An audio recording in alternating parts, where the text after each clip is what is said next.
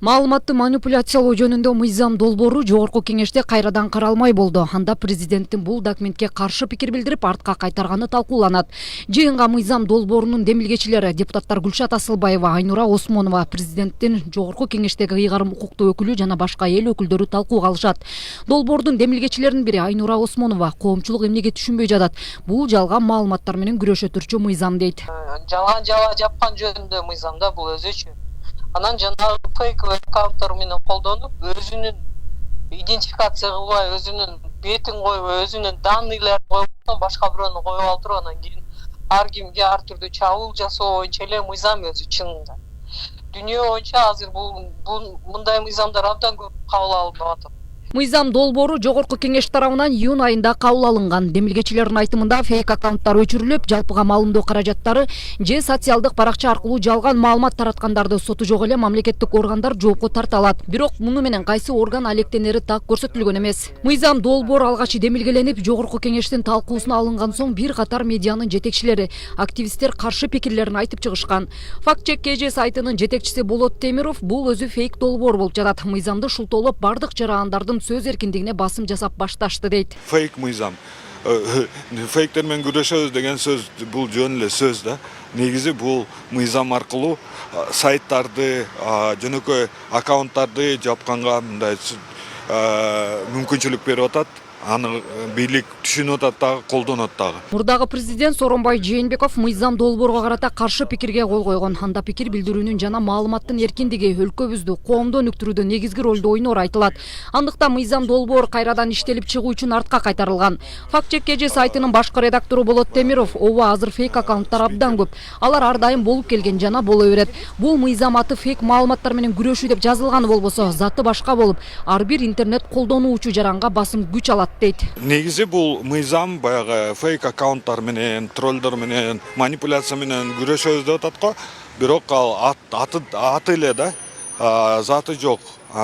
Себеби фейк аккаунттар өзүнүн аты жөнүн жазыш керек, чын аты жөнүн жазыш деп мыйзамга киргизген да, бирок кайсы фейк аккаунт ошону кылат. Ошондой эле бул маселенин коомдогу маанисин эске алып, мыйзамдын редакциясын тактап айтканда ишке ашыруунун механизмдерин кайрадан иштеп чыгып, бул мыйзам долбоору ишке ашса, атайын кызмат бул жаатта иш алып барат.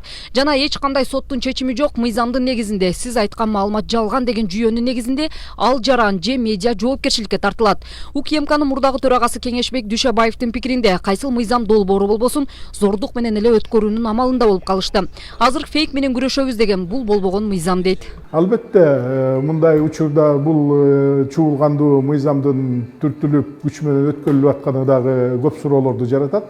Ошондуктан мунун баары тем более муну бир жолу Сооронбай Жээнбековдун убагында өтпөй калды эле, анан шашылыш кайрадан чыгарылып каралып атканы албетте көп суроолорду жаратып атат. Маалыматты манипуляциялоо жөнүндө Мыйзам долбооруна бир катар медиа сайттардын жетекчилери нааразы пикирлерин билдиришүүдө. Алар бул мыйзамдын негизинде фейк маалыматтар менен күрөшө турган болсо, сөз эркиндиги боюнча эмес, маалымат тараткан жарандын мыйзам чегинде жоопкерчиликке тартуу керек экендигин айтышууда. Говорит ТВ мультимедиалык маалымат агенттигинин директору Кайра бул мыйзам чийки, экинчиде мыйзам долбоору башаламан жазылган. Бул биздин сөз эркиндигибизге басым болууда деп жооп берди.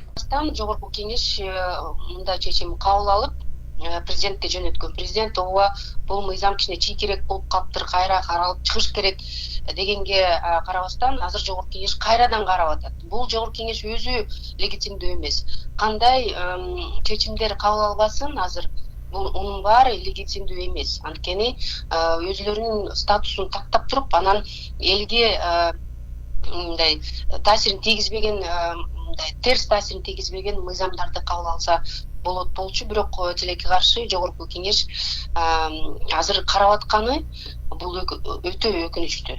Анткени азыр болбосо келечекте бул биздин өлкөбүзгө, биздин сөз эркиндигибизге болгон чоң таасирин тийгизиши мүмкүн. Саясий серепчилердин пикиринде мөөнөт өтүп кеткен парламент эч кандай мыйзамды кабыл алганга укуктары жок деп сыңалышууда. Азыркы бийликтин аракети менен өтүп жаткан мыйзам долбоорлор бул өзү мыйзамсыз экенин билдиришүүдө.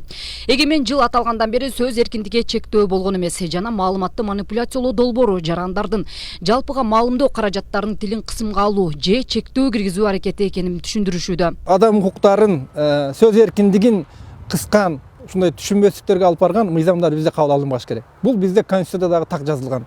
Ошондуктан ушул баягы мөөнөтү өтүп калган жогорку кеңеш анда коомчулук терске четке каккан мыйзамдар менен шугулданбай эле коюш керек. Четке кагыш керек. Булар мындай биздин укуктарды, жарандардын укуктарын кыскан мыйзамдарды кабыл албаш керек. Маалыматты манипуляциялоо жөнүндө мыйзам долбоору июнь айында сөз эркиндигине шек келтириле тургандыгы жана өтө тездик менен жогорку кеңеште каралып жатканы коомчулукта кызуу талкууну жараткан.